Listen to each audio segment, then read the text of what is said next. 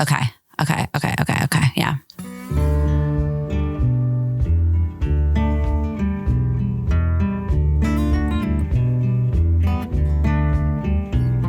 A sliver of sun, a trick of the trade, hole in the wall, edge of a blade. Hello, and welcome to Open Studio, a podcast from the Arts Council of Princeton, spotlighting the creative minds shaping our cultural landscape. We sit down with the artists, makers, and creative thinkers from our community to talk about the work they do and the ideas that inspire them. Co-hosted by the Director of Development and Community Engagement, Liza Peck, and by me, Adam Welch, Executive Director. Open Studio invites you into the stories behind the art.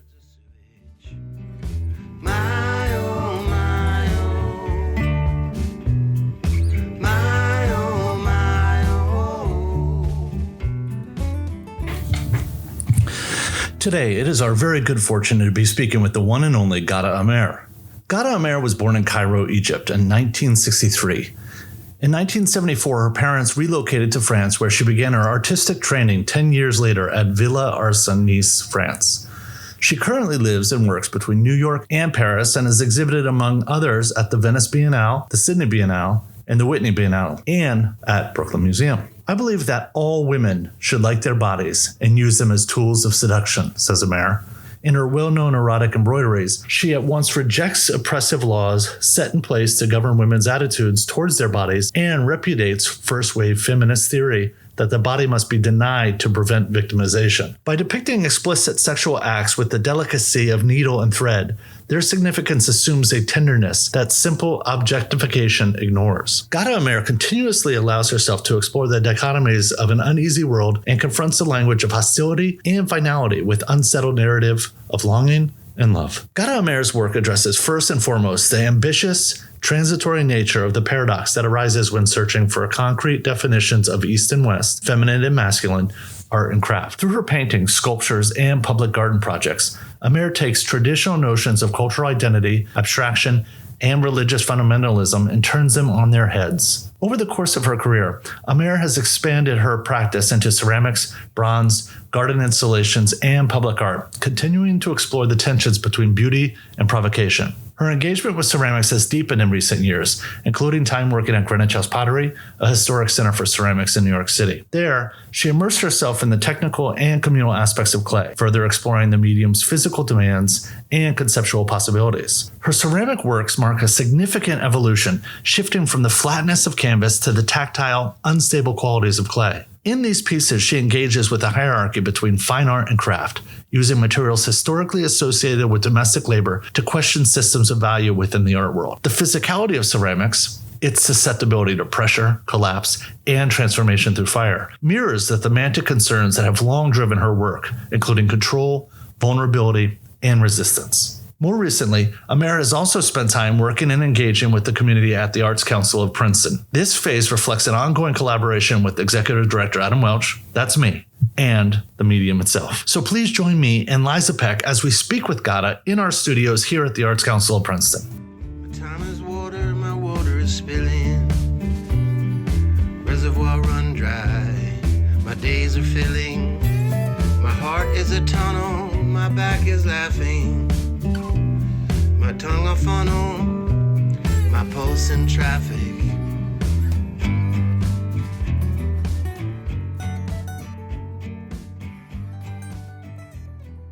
Well, welcome to the podcast, Ghada Amer. It's so great to have you here. Thank you for joining us.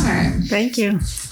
We are going to launch right in. We have a couple of questions that we're going to introduce here. Mm-hmm. And feel free to give us, don't hold back. Don't hold back. No. Right. Yeah, spill it today. You were born in Cairo and later worked extensively in Europe and the US. How have these different cultural contexts shaped your artistic vision? Well, I don't know if I can answer that question because, when you are born in different culture, you are a mix of all of these cultures, so you don't have to I don't know how to answer that, but one thing I know is that I belong to neither of these culture. I have my own mixture or cocktail of culture that has a specific taste that doesn't fit any of them, unfortunately or fortunately, I don't know. So while I am Egyptian, French, and American, I feel all the time like a stranger. In a way, it's good because I can always look at the other culture with a little bit of criticism, or a lot of criticism, and love, But Time distance. with a distance, exactly. So I'm never within this one culture. So maybe this is answering your question, but I don't know. This is how it shaped me. Excellent. That's perfect. Was there a defining moment when you realized art would be your path? Yes. Well, yes and no. I mean, first, I never grew up with the word art in my environment. This didn't even exist when I grew up. We used to do the I used to be in a French school, and my parents were it was very important for us, the education, but the education was not particularly including art. For them, art, or at school, art was like art or sport was not the point. Point was mathematics, Arabic, French, geography, chemistry, like this kind of serious subject. And I did always love drawings and sports at school.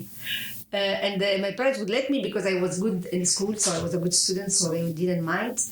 When I was very little in the 70s, in 67, in 67 in particular, I was 5 years old or 4-year-old. And there was a lot of, or 68, was it 68 or 67? Anyways, there was a war with Israel, and they used to bomb schools. So the teachers would take us in the shelters, and they would give us drawings and paintings, and then so that we don't think about what is happening. And I used to, it was such a scary moment before and such a calming moment after, that I have always associated art with something that is calming. And so if you are too stressed, this is what you do, like this. So I have even loved this because it just, I learned that this is calming me down. So wow, we talk about that all the time, that the nature of art has of calming one down and bringing peace. But that's a really extreme example. That is an extreme example. Yeah, a real grounding. Yeah, so so that's why I always like to draw. It's not was not because it's art. It was not even called art. It's like was called drawing or painting or whatever. It was called like activities like you do when you are bored or something like this. So, but I had always cherished this particular activity. Then we moved to France. And of course, I wanted to take art. I was very happy that there was art, like they're offering art at school. I didn't know because it was not for every school. So, but then I was very shocked because while in Egypt, they let us do whatever we wanted because the whole point was to calm us down or to have fun, or it was much of an activity that was like to keep children having fun in a way. In France was an activity to teach children perspective, things that are very severe. I found severe because first the perspective was for me a very interesting moment because this was the first lesson I remember until now. And then they would there was 2 squares then with like lines. I was like, and this is a cube. For me it was very difficult to see the cube. Wow. Fascinating. Yeah, because it's like it's really I couldn't see it. It was for me 2 squares with a line like this. I saw it flat. I used to see it because we are used to see everything flat. We had no we didn't have. I never saw like a painting with 3D or like people because we didn't have this painting. So for me, I couldn't see painting in perspective. For me, it was everything was flat. Like I grew up in Egypt, so everything was like. It's such an interesting starting point. That is so fascinating, and I mean, in the writings of Homer, they say that back in that time, they couldn't see the same colors that we see now. There was no vocabulary. That's why they called the water wine colored, because they didn't have a word for blue.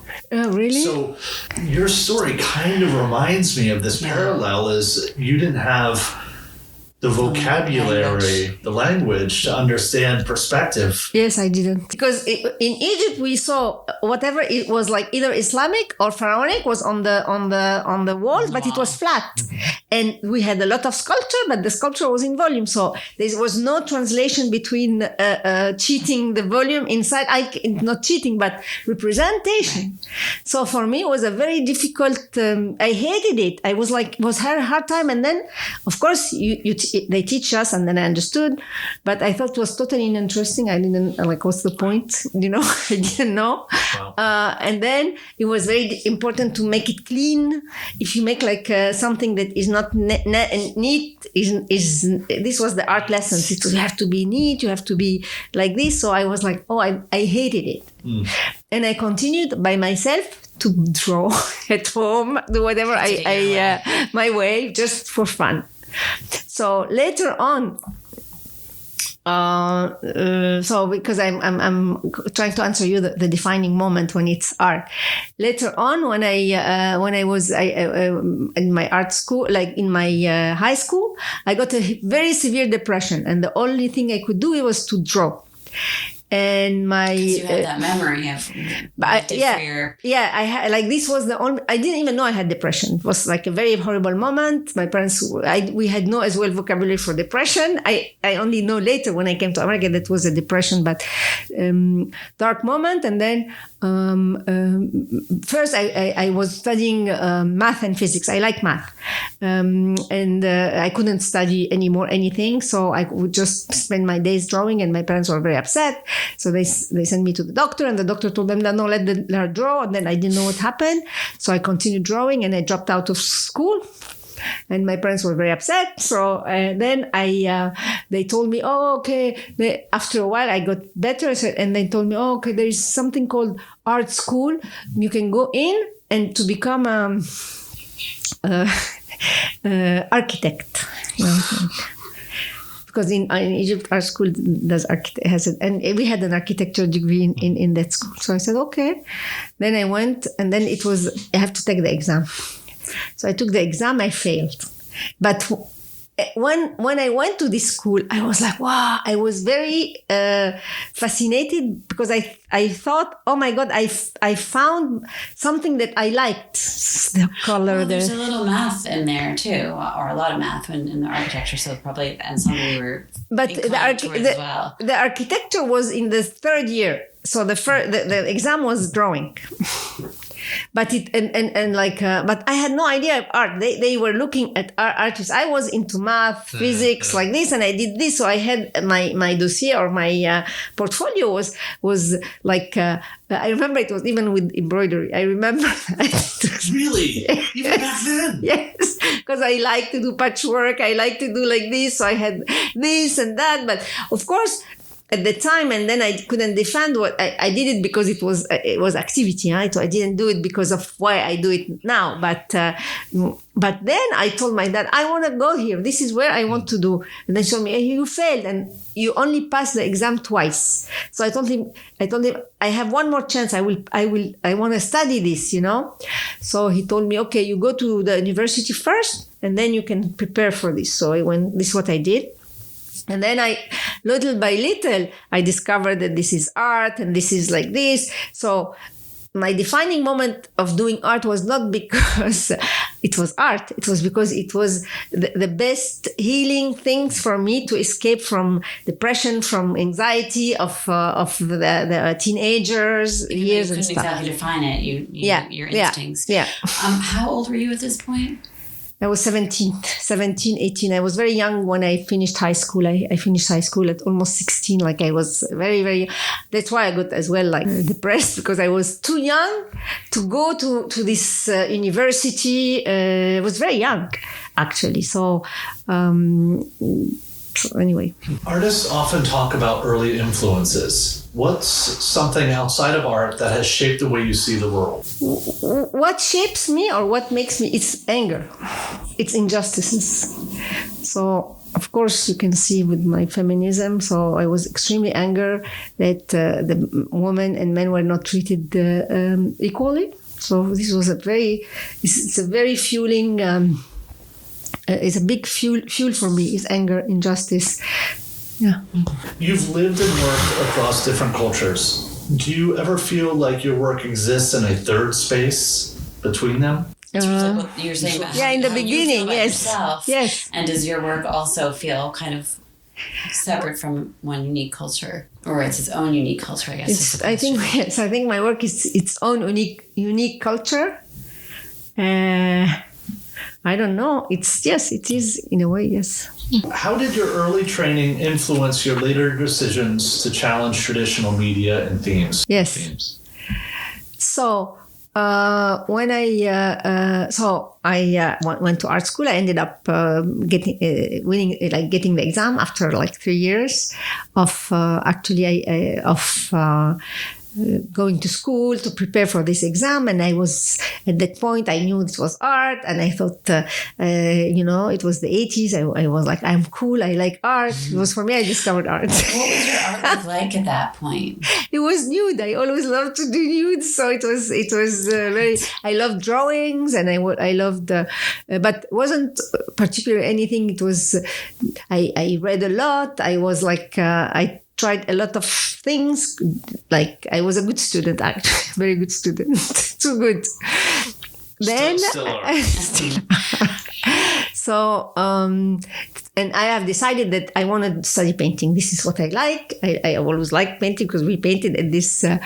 And the first year we don't study painting, we study everything, and then we specialize at the third year. We go in a school. It's 5-year program. It's a master degree. There just was no at the time there was no BA or whatever. It was like, it's a master. So I wanted to have a master in painting, and then at the time I was going a lot of back and forth in Egypt, and in Egypt there was a lot of at the time the Muslim Brotherhood, a lot of people wearing veils, a lot of I had grown up, and then I saw that sexual harassment was very awful. I hated it. And I thought they were backwards. They don't respect women.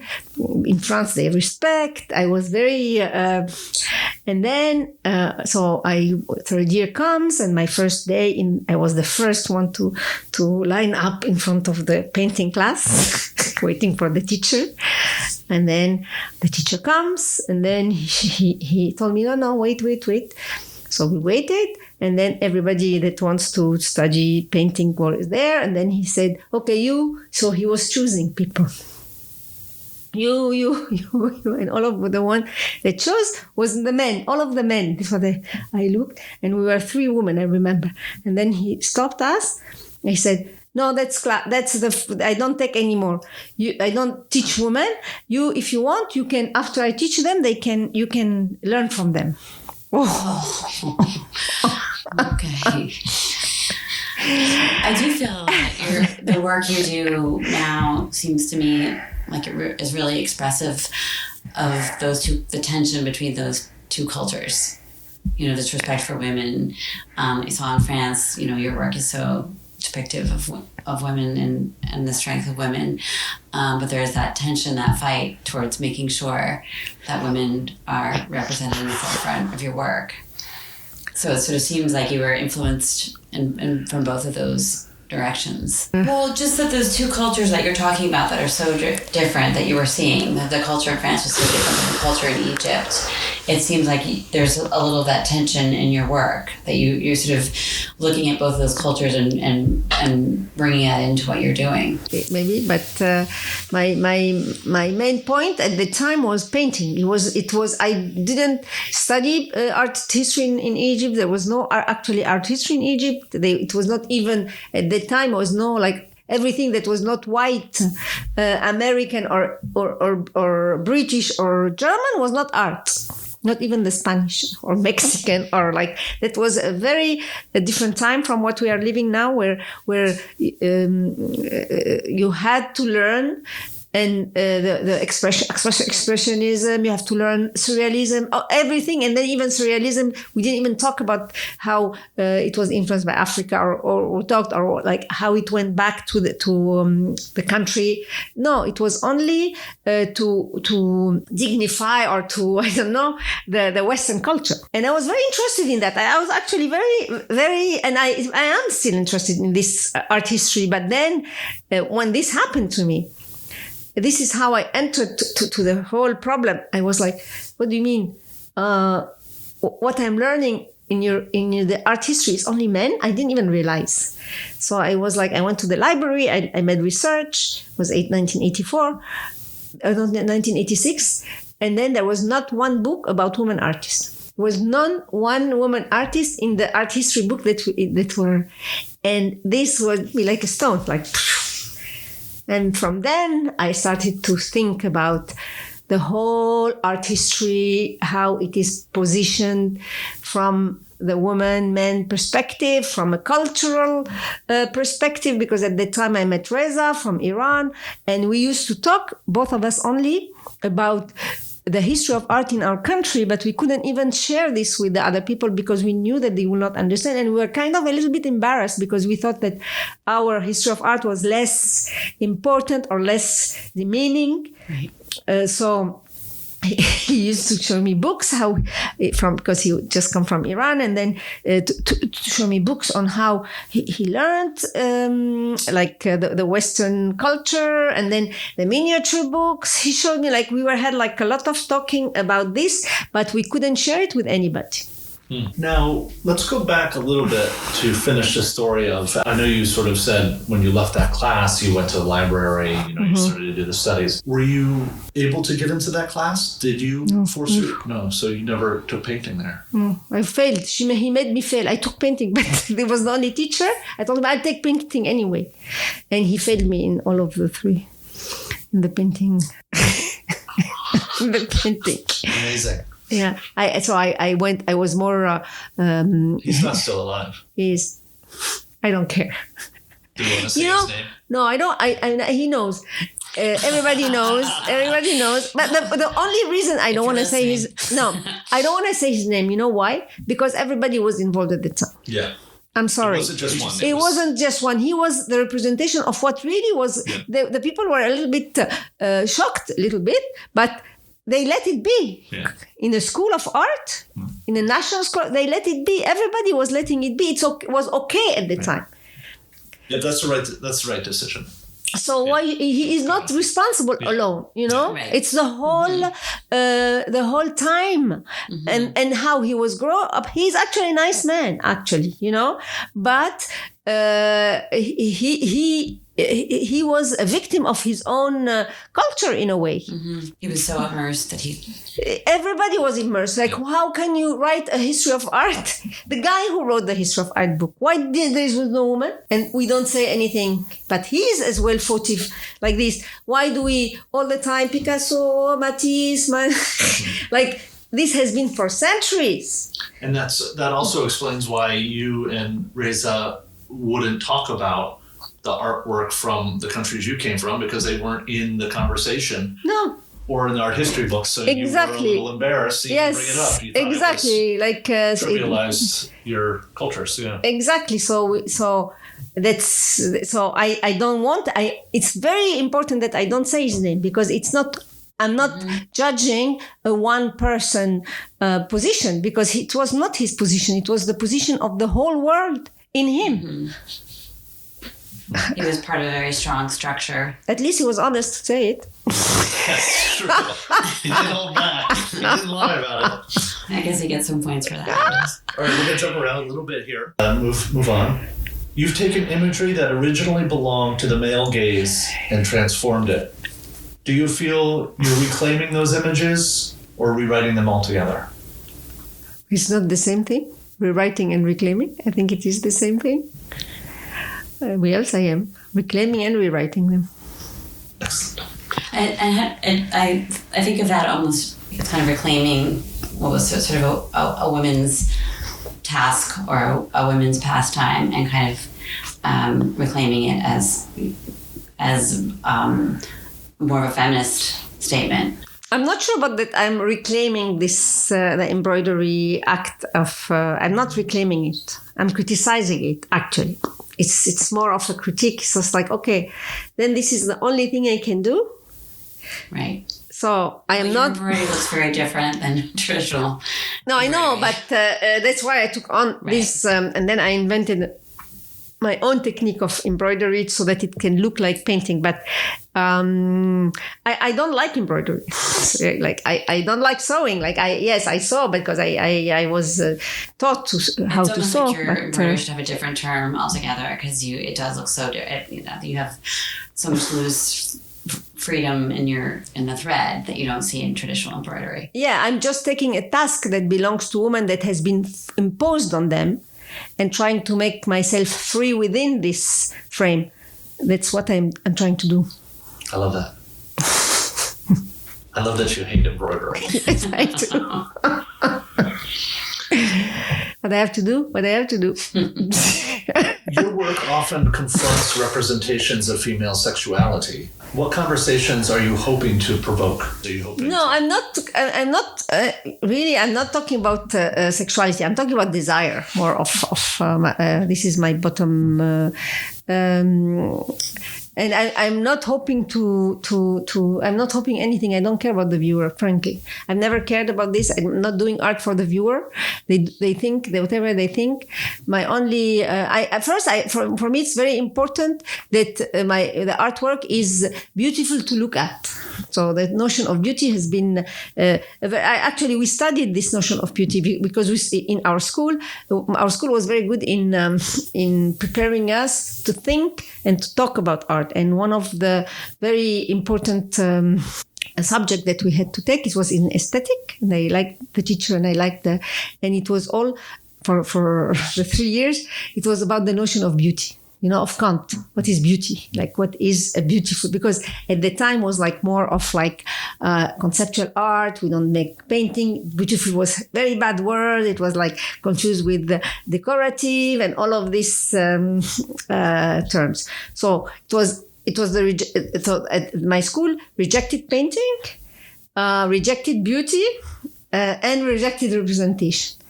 Of course, I took the three things on because this is what you do when you are a kid. You just revolt. You're just like, okay, I'm going to make it represent. So, because it was interesting for me. What would you hate representation? I couldn't understand. Already it took me so much time to understand representation. you just I just got into this perspective.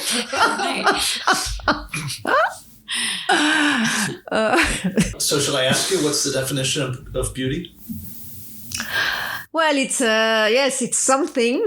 The beauty, this is according to what I understand, is like, when you see something from far away, you see a landscape far away, it's very, very beautiful. And then you want to approach it. Then when you approach this landscape, this beauty is no longer there because you see things in another way when you are at a distance. And this is because it's something that you cannot grasp and you cannot have. So this is the notion of beauty that I like. It's always something in your head. Actually, it's all what you can make so that you can dream. This is what I think beauty is. So if you can make a painting that makes you dream or make you feel that there is something far away that you want to grasp, this is what for me was what I understood from my aesthetic class. I hope my teacher is not going to kill me.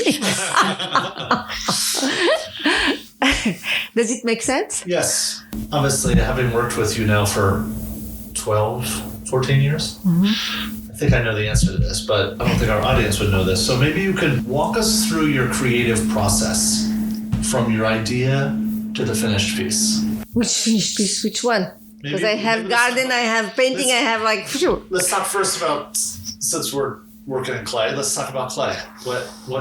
What's the process, start to finish? The ideas or the physicality? Okay, first one. I guess I'm kind of interested, like, do you see that fully formed piece in your head before you start? Or is it No, I see. evolved as you were? Yeah, I before I come here, I have my drawing. I know exactly if I want to do, for example, I want to work, I want to have like those lines that I engraved, or I just want to. I know a little bit what I want to do. Sometimes it works, sometimes it doesn't work, because clay is, as we know, is a goddess. It does whatever it wants. Sometimes the clay is too wet. No, sometimes the clay. Together well with that goddess. Yes,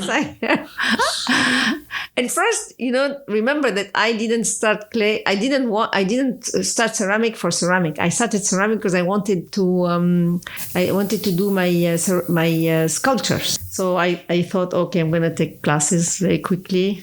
Actually, with Adam, 3 months. I'm gonna be very good because I'm so smart. A good student. A good student, exactly, very good student. It's in 3 months. I'll understand this very well, and then I move on. This is how I started with Adam, actually. So I remember the first month that I did my classes, and it was private classes because I didn't have time. I was traveling all the time, so I was disgusted. Oh, everything disgusted me. Like, oh, you put your hand here. Like this. Oh, it stinks. Like everything.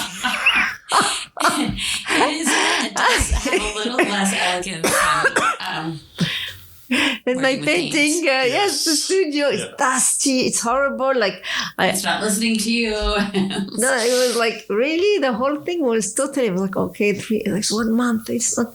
And then, I don't know why, suddenly I switched, I didn't care anymore, and then I started to enjoy it, and then probably I had like the feeling of playing like before, so I really started to like it. And then, after 3 months, I realized that I will never be able to learn. It was so difficult for me, the technicality.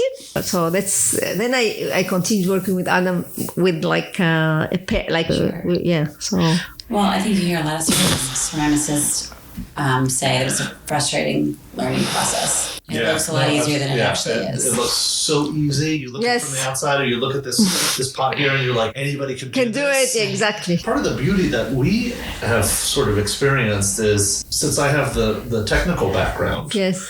hopefully execute, just about anything that, Yeah. is possible. Yeah. You have the vision, the artistic background that doesn't experience those limitations. Yes. The nice thing that we've experienced, the great thing about what Ghada and I experience is she'll say, this is what I want to do. I'll say no. Yes. It's not It's impossible, yes.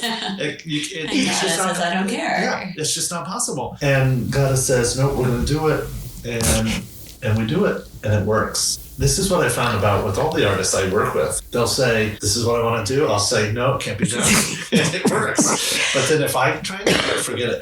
That's been one of the great aspects of this collaboration. I agree. You haven't had to spend the time with the education. Spend time with the learning. And that's, I think, helped free up. Yeah. And that's why I didn't want to continue learning.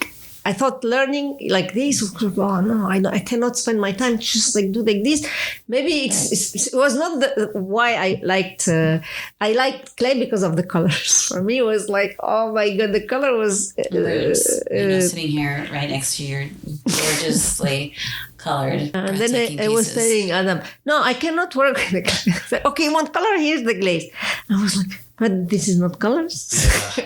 Everybody's that's the other aspect of the artist. Artists come in and say, I want these colors, and we look at the glaze board, and it's like it's all brown. Even the blue is brown. So that's been a big challenge, and that's why we started to do colored porcelain. Yes, this is how you came up with the idea. It's like, okay, you want to see colors? Yes. Otherwise, it's so. This is how we switched to the.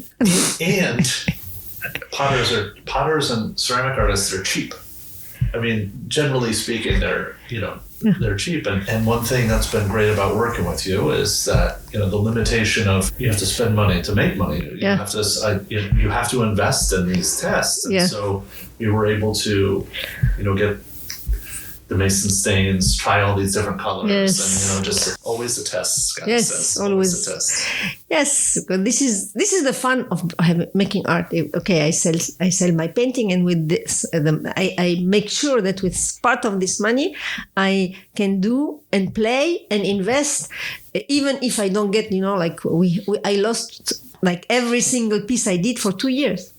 Every single one, because he couldn't, and they were gorgeous, huh?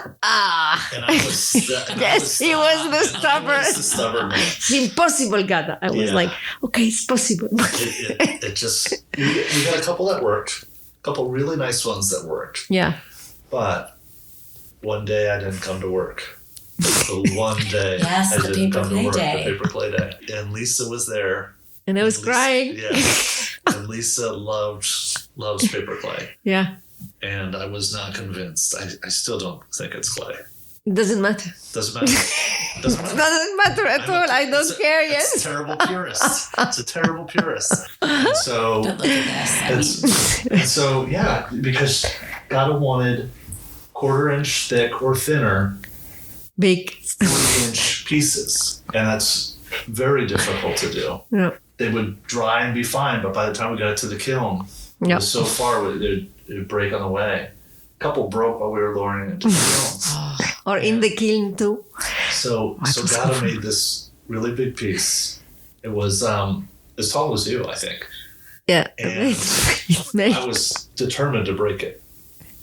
And so, you remember that? I was like, I'm going to smash this. It's not going to win. So I grabbed it, I pinched it at the very top with my fingers, and I carried it down the stairs. I basically ran down the hallway, ran down the stairs to the kiln, holding this thing, and it didn't break. With your shoelaces untied. Tied together. They're tied together. And it didn't break. And after that experience, I was a believer in paper clay for Ghada. Yeah. For Ghada. And Ghada, but for Ghada. Yeah. And you started the classes of clay. So going back to the process. So you start with a drawing. Yes, I started. First, I wanted to make plates like Picasso. This was my first, because he was teaching me the principle of clay. So you have the slab. I like the slab because it looked like a painting. And then you have the pinch and you have the coil. And then I said, slap. Because I was like, okay, this is like something I can understand flat. No perspective. Yes, we still do it flat. The piece we did today Yes, flat. I love it. Then I said, I want to do like Picasso, he did plate, no? I do plate. I like the idea of plate because it looked like a painting on the wall, something on the wall. So this is how it started. The idea of plate started like this. And then it evolved. Because then clay makes you idea, like you see, I don't want to I like the roughness of the edges, things like that. So let me ask you this. A lot of the early work was trying to express your painting in clay. You were taking your drawing, I'm still doing this. Taking your drawings, you were, dripping the glaze, like the inlay becomes embroidery in a way. Has it worked in reverse? Has now the clay pieces started to inform the painting? Yes, absolutely. Actually, in the beginning, I wanted to do drawing like this. And then I discovered the painting and I was very happy to paint and I was very free to paint. And each time I was saying, why cannot paint this in my painting? And so the more I did, the more I was able to translate the painting that I was doing in clay into my canvases. And it's ongoing. So this is a very important... And now you think about clay all the time. And you're doing clay, the long-term residency here. Yes. You're doing clay in Palma. In Mexico as well. Yeah, in Mexico.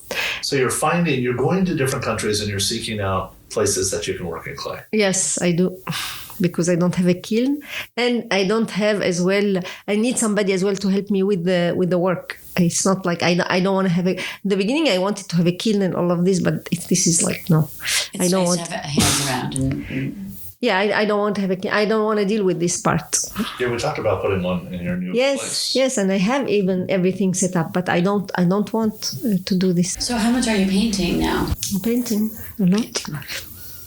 I mean, I started a new series of board paintings. This was the most. First I started the painting on the board, on the cardboard, because we needed. First, I did drawings on the cardboard because we needed them to do some of the Yeah, the box series. Yeah, so Ghada had this idea after we moved away from the plates. Yeah. She wanted to do these cardboard boxes, and so we would use the actual cardboard box as the maquette, right? The model. Yeah. Those became finished. The mock-ups became finished pieces. And Yes. then you started to explore. I mean, one of the best pieces. I mean, that show was great. The last one that I saw was a great show, but one of them was a big box. Framed painting. It was a humongous box, and it was painted. Was it the same? Was it the same girl as on that? No, I think so. Yeah, I think it's that girl. Like the revolutionary woman. I think it was that girl, and it was enormous, and it was breathtaking. I have a photo of it. It was breathtaking. It was such a nice piece. But that's an example of the clay process in forming paintings. Which is all I ever really wanted. Yeah. But I remember, so Ghada was in Mexico. I think you were in Mexico, and you were working on something. And we're not good at keeping notes on the stuff we do. And so we invent a process or whatever, and then we don't write it down or forget. But we did. We had a big volume of stuff, and you called for Mexico, and you said, Adam, it's breaking or it's not working, and they're saying no to it was at the paper clay. Yes, paper clay recipe. They were saying no to paper clay, and I was like, I gotta meet these people. We're bonded.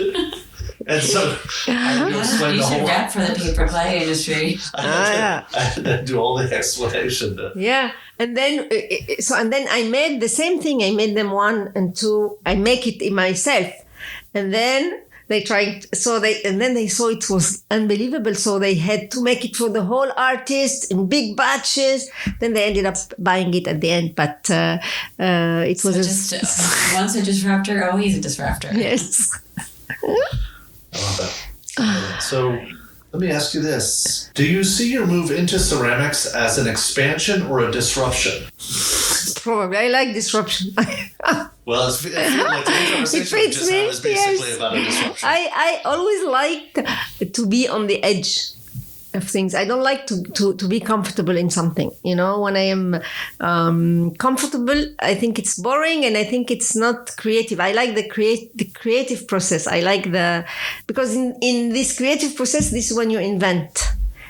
If you just make things, you know, once it becomes very boring for me. Like when you use the word investing, like sort of taking, the tools you've learned and investing in a new process, like that. Do you see a relationship between embroidery, women's work, clay, domesticity? Do you see a relationship? Do you feel like? No, I have never associated clay with women's work. I don't know. I discovered that everybody's saying to me this. I don't know why, because first in Egypt, there's no woman does clay. It's only the men who makes clay, these pots like this. So it's not a woman's work at all. So here, because they make pots, I don't understand this relation. First, it's very heavy. I mean, some women are strong, but I'm not. So it's super heavy. And so I was like, that's not, it's like a sculpture. For me, I make, clay is more of a tool of sculpture, like bronze or so. Since you mentioned that, in the art world, clay, you started with ceramics with Edgar and Chess. It was right at the beginning of this explosion, of this, what I call, groundswell of creative activity of artists in ceramics. And so you were one of those precursor people. But before that, ceramics was viewed, and still by many, as a craft and not fine art. So can you explain a little bit about you coming to clay? And were you nervous about the interpretation that other people made? No, I didn't come to clay to make clay. First, it's in school we had to pass one class. So we had to take all of the classes of school. So it was clay, print, blah, blah, blah, blah. And we were allowed to pass one class. And the one class that I passed was ceramic. I hated it. I was like, this is not cool. This was the 80s. Wow. It's for all people. This is like to make, for me, it was totally uncool. So I never thought about ceramic. It was not interesting for me. It was not part of my, the grand history of art that I was invested into, like expressionism, painting, sculpture, like all of this. This is that interpretation of craft. This was in the same category. yes, like was. Then I did my embroidery crisis. Like this was as well. I regard and still regard it as a critique of painting and the history of painting. And then I started to do sculpture, hard sculpture without using embroidery, because I did sculpture with embroidery. So started the ceramic. I didn't want to do ceramic. They were fabricating for me. I took a fabricator, and the fabricator would work for me with something. I was like, what is this? He told me it's clay, but it's oil clay. I was like, okay. And then he was doing something I didn't like. I told him, no, I don't like this. I don't like that. And then I was too difficult. So he told me, okay, try to do what. So I tried, I couldn't do it, and I was so frustrated. In the end, I managed, but it was very difficult for me. So I said to him, how can I do my own? He said, you have to learn. It's a technique of clay. It was with coil and all of this.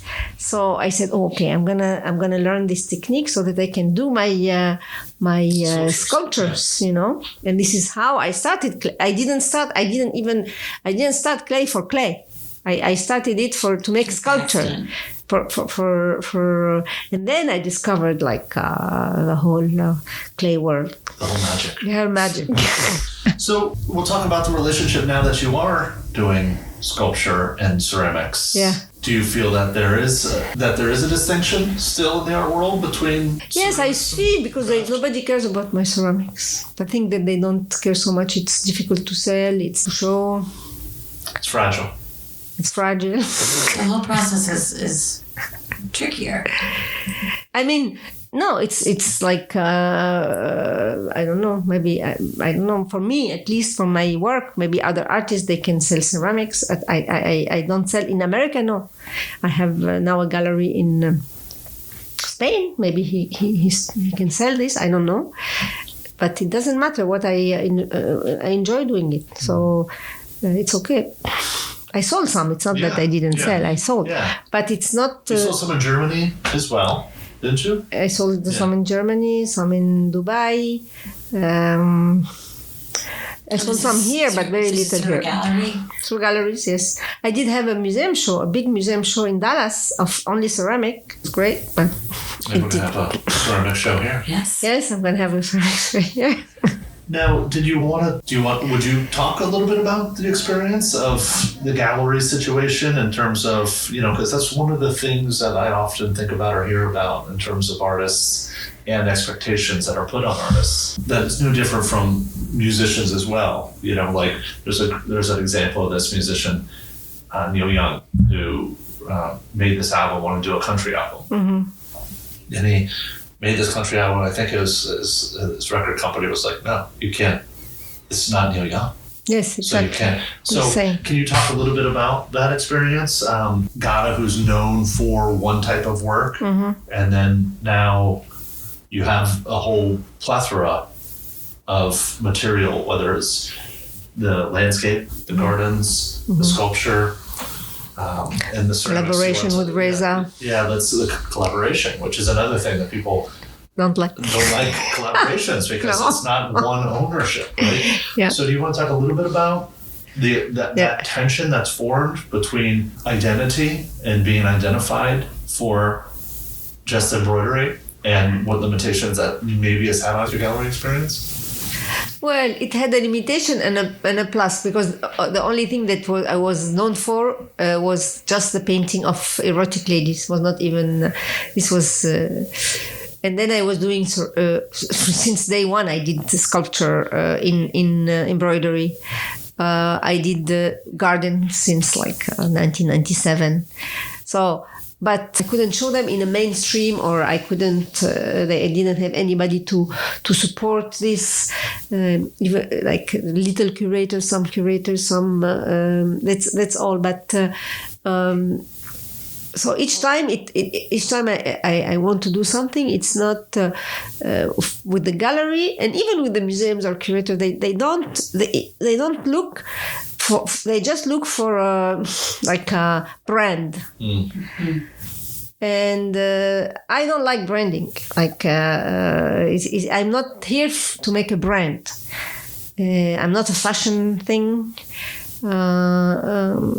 So this is the most dangerous in a creative process, is to be branded. Actually, it's good maybe for the market, but it's not. This is not art. It's a brand. Mm. Brand is not art. I'm sorry. Mm-hmm. Artists are here to destroy the brands. Each time I have to destroy my own brand each time in order to create new brands. Like new things. This is what I say it again. It's the creative process that interests me. And you certainly have reinvented. Yes, myself. Yeah, I mean, between, coming to the ceramics, and now you're getting more well known for your gardens. You just did a big garden. Yeah. But you've been able to not reinvent. That's a weird word. You've been able to constantly push your creativity without. I mean, I'm certain there's anxiety and fear about the decisions that you're making. Yes. But you've allowed yourself. You've set aside a big space for continuous exploration. Yes. Even within ceramics, which is upsetting me from time to time. Yes. I love the plates. Let's just keep with the plates. And then you say, I'm bored with the plates. And then you went on to the boxes. Yes. It seems like you thrive on the fear. Yes, a little bit. Yes. Yeah, which is interesting because it's a little bit of a contradiction. Thriving on the fear, but going back to the early days of how art was that place that was calming.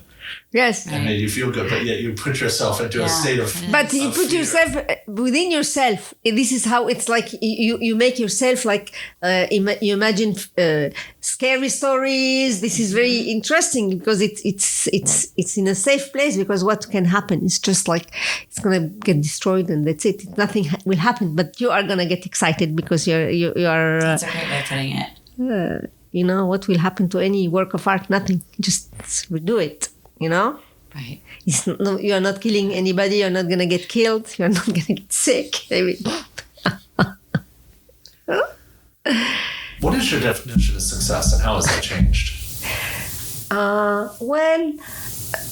First, my definition of success in the beginning was to be able to live with my art without having to work. It was like, for example, my first success in the 2000 when I was able to, when I had like this Venice Biennale price, and I had $20,000 for me. It was like, I can live like 6 months. I was so happy. And then I started to make more money, but money was not for me success. My definition of success has changed since I turned 60. But before the 60, I was like, I wanted to be in this museum, that museum. I don't feel I'm a successful artist, but because I'm not in the museum, I'm more of an outsider of all of the museums. I don't know why. Although I am in history books and stuff like this, but I don't feel I'm recognized. Like MoMA never bought any one of my work, nor Guggenheim, only Brooklyn Museum. So always very frustrated of success, because you can see the other, they show at this gallery, they have this price, they have this. You always think like, then I got like success was totally painful all the time, because you're looking at something that you never have. You don't look at things that you already have and you have to be grateful for. And then when I turned 60, I was like, okay, I have 20 more years to live. I lived a lot of my life. I'm like, you know what? I just want to have fun with what I am. That little time I have more to live, I want to live it like before, like when I was a child, or like to have fun, to do things that I like. Because at the end of the day, you'll never have, or I will never be happy maybe, or it's success, in the terms of success, is not something that you can ever reach. It's like the beauty over there, it's far away, and then when you reach it, you don't feel it, you don't even see it, you see another thing that is far away, and this is very, very tiring. So I have I have changed this. But this seems to me like the arc that you're talking about is kind of like the arc of a happy life or a successful life, to sort of wind up where you were in the beginning and wanting to wind up right in the beginning with all the sort of the challenges in the middle. But you get to the point where you can sort of relax. You've done all those things. You've taken all the risks. Yes, I hope they have more risks to take. Clearly. Because this is the fun part. Right. Something I'm very curious about, actually. Do you trust your instincts, or do you find yourself second guessing? I guess I would say that you have a plan, and then that you sort of instinctually put together your drawing or whatever it is, and you start down that path, and then you think, was that decision right here, or do you go full guns with what you? No, I don't. I go full gun.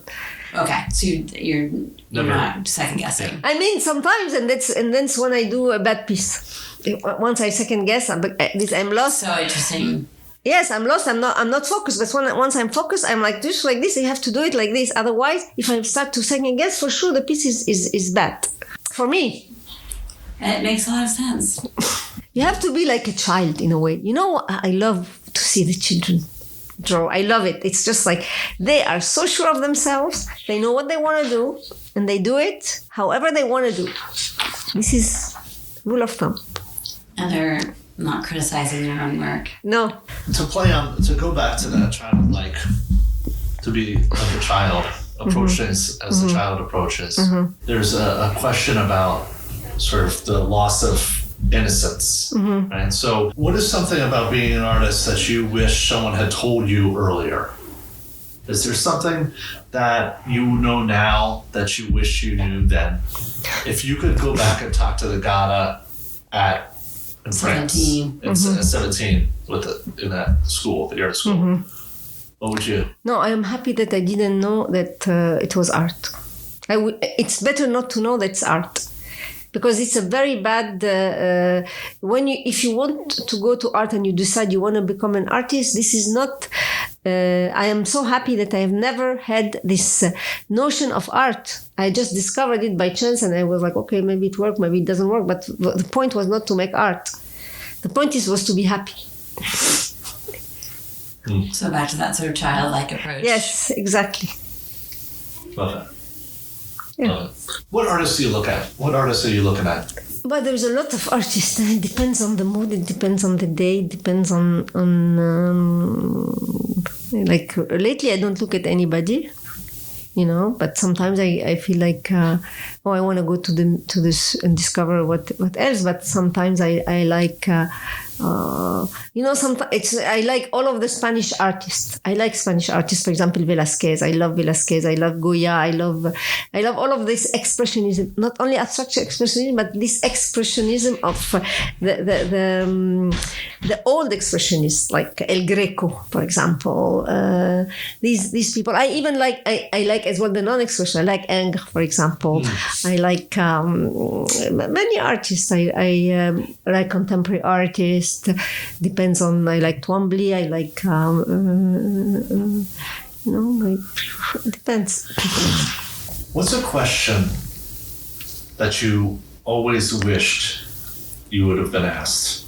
Something you'd like to tell us that you haven't been able to tell somebody in an interview like this.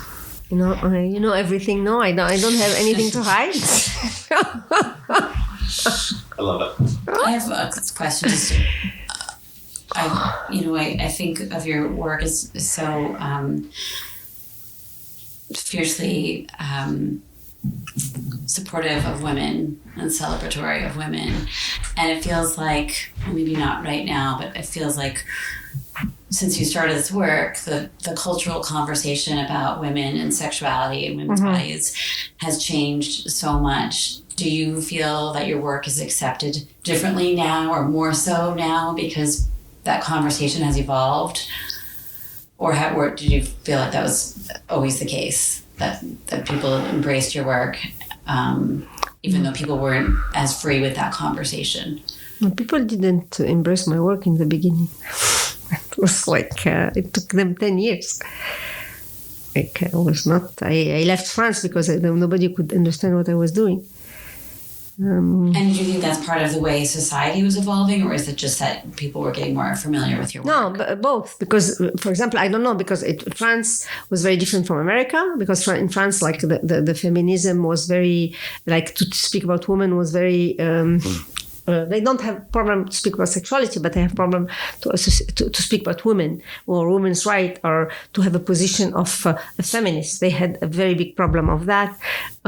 They had a big problem at that time with figuration, with painting. In France it was very, very bad. It was very difficult. I had no. You persevered. Yeah, I'm still in France. Still, they don't. I don't know. I'm not very. I don't have a big presence in France. I don't have a gallery in France. I don't have. That's how I was. I'm surprised to hear that. And you did have a big show. Yes, I did have a big show. I had 2 big shows actually. One in the CCC and then one in the museum in the south of France, but never in Paris. And I never had any gallery representation after my first gallery in France. But I never had. I tried though, but they wouldn't accept me. It's not that they don't know. They know my work, but it's not a place where I would thrive. Even if I want to go back in France, I don't know how. That surprises me. Mm-hmm. What's a common misconception about your work? Is there something? The common misconception is that people, they think that I do sexual work. This is like a total misconception. My work is about painting. My work is about desire. My work is about this, but it's not about sexuality in per se. This is a huge misconception. Define your idea of desire. What do you mean? What's the desire you're portraying? Desire is like when you're longing for somebody, you want something, you desire something. It's like it's not love. It's the lack of love. Actually, it's like something that you don't have. It's this loneliness actually in love. This is my definition of desire. Fascinating. A little Ghada energy. We really appreciate you joining us today on Open Studio. Thank you so much. Thank you. Thank you for having me.